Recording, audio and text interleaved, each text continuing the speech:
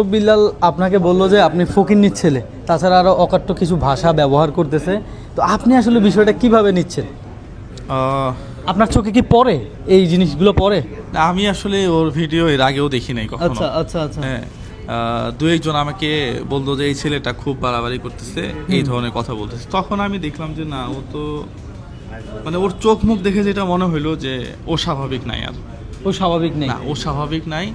ও একেবারে অস্বাভাবিক হয়ে পাগল পর্যায়ে চলে গেছে, এবং ওকে দেখে যেটা মনে হয় ও মারাত্মক লেভেলের কিছু একটা খায় আর কি। হ্যাঁ, তো যাই হোক, থটস অফ বিল্লালের থেকেও দেখি যে রিপ্লাই আসতেছে, জুয়েল ভাইয়ের থেকেও রিপ্লাই আসতেছে। আপনারা সাধারণ জাস্ট মস্তিষ্কে একটু নিজে চিন্তা করেন যে রিপ্লাই কার পর্যায়ে কে কী ধরনের ব্যবহার করতেছে। আমি আসলে জুয়েল ভাইয়ের রেস্টুরেন্টে আসছি এই কারণেই যে এই কথাটা জিজ্ঞাসা করতে, যে ওনার থেকে আসলে কেমন লাগতেছে এই যে ব্যবহার করে, এইটা কি ধরনের ব্যবহার, এটা কি সামাজিক যোগাযোগ মাধ্যমে করতে পারে? ও কি বোঝে আমি এটাই বুঝি না।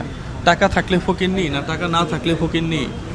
আমার আগে টাকা ছিল না, আমার এখনো যে খুব বেশি আছে তা না, কিন্তু আমার একটা মনুষ্যত্ব আছে। আপনার কি জেলাস ফিল হয় তার এত টাকা কামাইছে বা সে হয়, আপনার কি জেলাস ফিল হয়? এটাই তো সমস্যা, টোটালি না। আমি কথা হলো যে তুমি 1000 কোটি টাকা কামাও, এটা সে বলছে।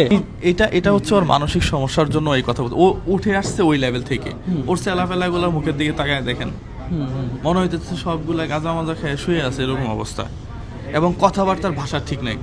মানুষ মূল্যায়ন করবে তোমার ভাষার উপরে। তুমি মানবিক মানুষ হয়ে, হ্যাঁ, ওই 500 টাকার একটা বই তুমি 30,000 টাকা বিক্রি করবা, আর মানুষ কথা বললে তুমি বলবা যে আমার কি সমস্যা। আচ্ছা, আমরা যে এখন সোশ্যাল মিডিয়া দেখতেছি, আপনার এখান থেকে একটা রিপ্লাই আর ওই থটস অফ বিল্লাল আর একটা উল্টা পাল্টা রিপ্লাই দিচ্ছে, এইটা শুরুটা কি রকম জাস্ট সংক্ষেপে বলেন। তো আমার বইটা আছে নাকি, এই যে দেখেন বইটা। আচ্ছা, এই সেই বই? হ্যাঁ, এই যে হৃদয়ের নাম বানানো ভুল করছে। হ্যাঁ, আচ্ছা, হ্যাঁ, এটা নিয়ে আমরা কথা বলবো না। এবং এই যে বইটা, আমি জাস্ট প্রথম পৃষ্ঠাটা দেখাই আপনাকে। হ্যাঁ, প্রথম পৃষ্ঠাটা আমরা দেখি। আচ্ছা, প্রথম না, 2টা পৃষ্ঠা দেখাই। এই 1 2 3 4টা লাইন, 4টা লাইন, এবং এখানে হচ্ছে গুগল দিয়ে ট্রান্সলেট করছে। হ্যাঁ হ্যাঁ হ্যাঁ, তাই দেখা এই লাইনগুলা বিভিন্ন গুগলে আপনি সার্চ দিলে অহরহ পাবেন। ওই ভাবে থেকে সে চ্যাট জিপিটি আছে সিস্টেম করে এগুলা করছে। ও কিন্তু নিজে যে মেধা খাটায় লিখছে বিষয়টা কিন্তু তা না। আচ্ছা আচ্ছা। বাংলাদেশে অর্থে এখন বহু বড় বড় কবি এখন বের হইছে, জানেন তো? সোহেল না কি জানি নামে একটা, ওর কিন্তু কোনো আলোচনা নাই। এখন বিল্লাল চিন্তা করতেছে যে আমার তো ভাত আর নাই, আমি তো শেষ। এখন আমাকে টাউটি করে বাটপারি করে যেভাবে হোক আমাকে একটা জায়গাতে পৌঁছাইতে হবে। আচ্ছা দেখেন তো, এই যে 4টা লাইন, এইটুকু ফাঁকা। এই পৃথিবীতে আর কোনো কবি ছিল না নাকি? হ্যাঁ, কিছুই নেই। একটা মানে পাতাতে 4টা লাইন ছাড়া আর কিছুই নেই।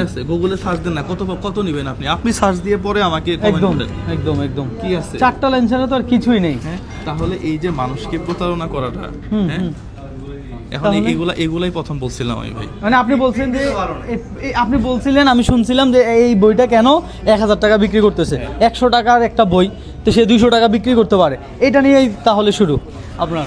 আপনি এসে মানুষ হিসাবে এই দেশে কি ঘটবে এটা নিয়ে আপনি কথা বলতে পারবেন না? অবশ্যই রাইট আছে, আমি সেটাই শুনতে চাইতেছি এতক্ষণ। একটা বই লিখছেন, এই বইটার দাম 300 টাকা দিয়ে আমি কিনছি। আমি কেনার পরে আমি বললাম যে রবিন ভাই যে বইটা লিখলো এই বইটার দাম 150 টাকা হইলে ভালো। অবশ্যই রাইট আছে, এটা বলা রাইট আছে। তাহলে এরপরেই রিপ্লাই শুরু, আর আমরা দেখতেছি ইতিমধ্যে তার অকাট্য যে ভাষাগুলো, আসলে এগুলো খুব খারাপ লাগে। কন্টেন্ট ক্রিয়েশনের আব্বা বলে সে, মানে কন্টেন্ট ক্রিয়েট করে যারা, তারা। আমি ওকে আজকে বললাম যে 100K ফলোয়ার ছিল আমার এলাকাতে, এসে বলতেছে জুয়েল ভাই একটা ভিডিও। আমি সেই ভিডিওটা দেখছি, আমার ছোট ভিডিও করে দিলাম। হ্যাঁ, কপালে থাকলে তুমি বড় কিছু হবা। সেই ভিডিওটা তো ভাইরাল মানে কি, ওর 17K ফলোয়ার এখন মনে হয় 18-19K হয়ে গেল, কয়েক মিলিয়ন ভিউ। এখন আমি কি বলতে পারি যে আমি তোমার আব্বা? মোটেও না। আমার যে ড্রাইভার, সে তো ভিডিও বানাইতো না, 40K ফলোয়ার। এখন আমি কি বলতে পারি আমি তোমার আব্বা? কখনো। রাশিদুল সিএনজি চালাতো, সারা রাত সিএনজি চালায়, দিনে এসে আমার সাথে সময় দিত। আজকে $300 উপরে ওর অ্যাকাউন্টে, তার মানে প্রায় 40,000 টাকার কাছাকাছি। আমি এখন রাশিদুলকে বলতে পারি যে তোমার আব্বা আগে যেটা ছিল, আর সে জগতের আব্বা হয়ে যাইতেছে, ভাবা যায়। তো আসলে জুয়েল ভাইয়ের কথায় আমি একমত হইতে বাধ্য হইলাম যে ও কিছু একটা খায়। হ্যাঁ, এটাই হইতে পারে। আর ওর সুস্থতা কামনা করি, ও যেন দ্রুত সুস্থ হয়ে যায়। আমি নিজে অসুস্থতা কামনা করি, আমিও শুভাকাঙ্ক্ষী, এখনো বলে দিলাম।